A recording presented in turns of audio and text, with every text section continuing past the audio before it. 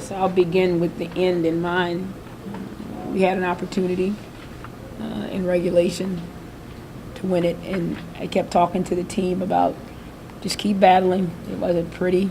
It wasn't always connected. We managed to be aggressive enough late in the game to shoot free throws and close the gap and had that opportunity. But I haven't even looked at this stat sheet a heck of a lot, but I know there's plus 20 turnovers. Yeah, and 33 points off of those turnovers. And I started with that just because that's an area that we probably improved the most. And when you go back and you look at those turnovers, you evaluate how many were Phoenix related and how many that we did ourselves in. But then I'll go back to the Olympians. I thought Brittany got off to a great start. She had 23 at the half. Make some adjustments there. At the end of the day, it's going to be the fundamentals of the game. A lot of the teams we're all running some of the same stuff, some cross screen, down screen, pin down side, pick and roll actions. It's going to be fundamentals. In my stance, am I seeing man, seeing ball? Am I communicating? Am I Xing out? Am I contesting shots? Am I boxing out? It's going to get back to that. And those are the fundamentals that's going to carry us through. I thought battling without Breon January was nice to see. Erica Wheeler played 42 minutes. And some fatigue sets in on the shot, maybe on the closeout. But I think there'll be some good things in there. I'll be able to show her as well. Bottom line is, didn't get it done. We have an opportunity to correct things on Friday against Seattle. As far as the last shot in regulation, is that what you're looking for? Were you happy with the look?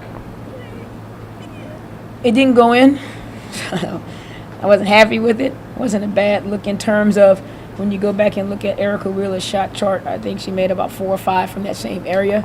And I basically wanted to make sure we didn't go too early. We had the same action in the middle floor that we had run out of a different set. Attacking the big, having Dupree rising. So at that point, I trust him to make that decision. It could always be better. A layup would have been better. But I thought she had a nice crack at it. But to be honest with you, that's the ones that everyone remembers and we'll talk about. But I think bottom line that we had an opportunity was something positive for me.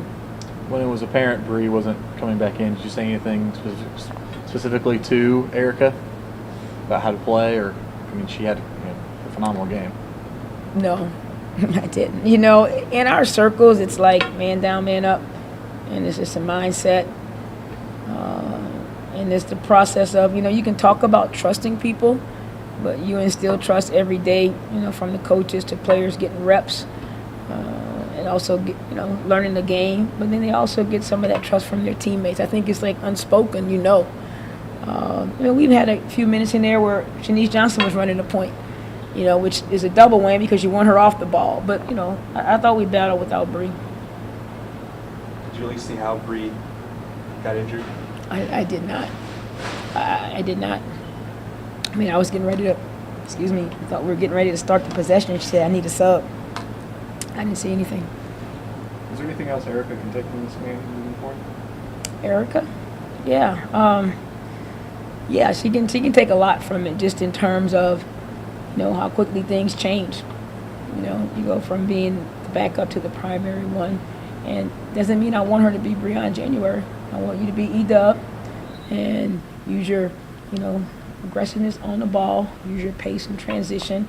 And the big thing is, she's really hard on herself. I always talk to her about her next best action. Be an NBA player. Work on your next best action. Because I trust her effort, and she's going to continue to get better with reps. Coach, how do you game plan for Griner? I know she's going to come out and do what she does. Couple of things. I think, BG's in her 5th year, and so she's really feeling double teams right now. She has a feel. Kudos to her. You still want to battle her, get her off the block. You have some cues where you send a double team, but if she catches it 3 feet from the basket, a double team won't help. So you have to mix it up. You go solid, you battle, you box. Sometimes you front, and you get backside help. We were trying to put extreme pressure on the passer, so she wasn't catching it so clean. And I thought Larkins battled. I thought BG was extremely aggressive, and that's why she's one of the best in the world. And she's a hand load. But I thought in the second half we slowed it down a little bit. When she picked up that fifth foul, did you see a window of opportunity there, trying to attack her late? Yeah, my glasses always half full. I see a window all the time. I see a window when she's in there to attack her in transition. In anything around the basket, if she doesn't block the shot, she alters it. So you have a better chance when you play with 94 by 50. So I think when she was out of there, yes, we tried to make concerted effort. We're moving Larkins and Candace Dupree down, getting them some low block touches, spacing. So, yes. In the third quarter, the bulk of your points came at the foul line.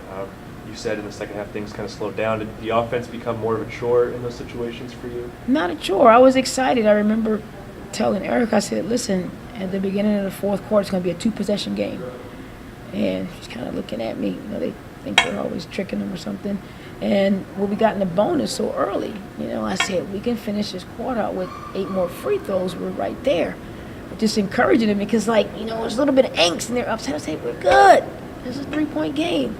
And it was because of the free throws. So I love that because it broke their rhythm. We're down a starter, primary point guard who I can move to the 2. So you minus some scoring. So I was okay with, attacking and getting to the free throw line.